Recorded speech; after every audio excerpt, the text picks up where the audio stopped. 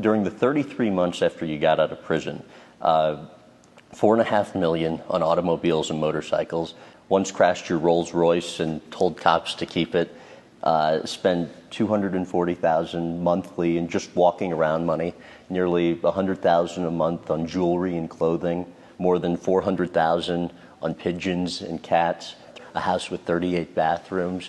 To what extent did it almost seem, or did you think that just the money would never run out? I don't know. That's just how I live my life. That's just was my ex-life. That's just how I live my life. That's my addictive personality. You know what I mean? That's a lot of things. That's my ego. That's so many other things. That's stems from pretty much, you know. For me being poor, never having anything. For me being bitter, angry for being in prison. It stems from a lot of things. I just thought I was tough, and I just wanted to believe that. And really, we're in a different world. This world we live in, this is not a tough man's world. This is a thinking man's world. You know what I mean? Tough men get hurt in this kind of world.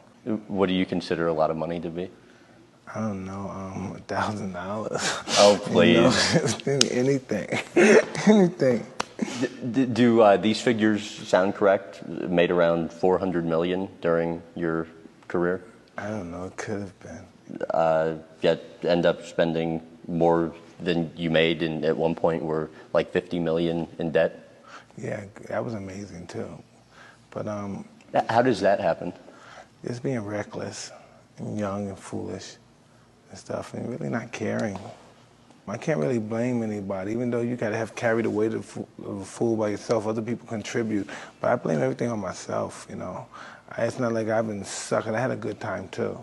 Do you, ever wonder how things might have been different if you had that support system like the one you're giving your kids now? I don't know. I'm just happy the way I am now, I guess. I'm pretty content.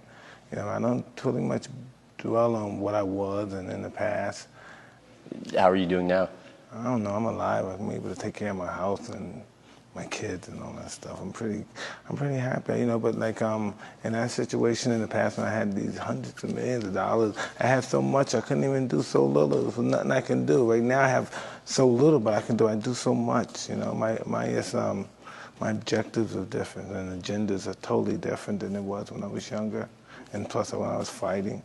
There's obviously few people in this world ever attain the kind of wealth that you enjoyed. How satisfying was it, though?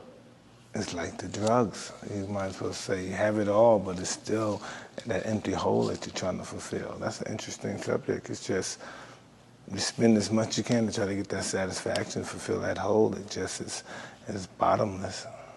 And what was that hole that you were trying to fill for you? I don't know what it was. You know, I don't know. Sometimes at the state I'm in now, I say to myself, what was that all about?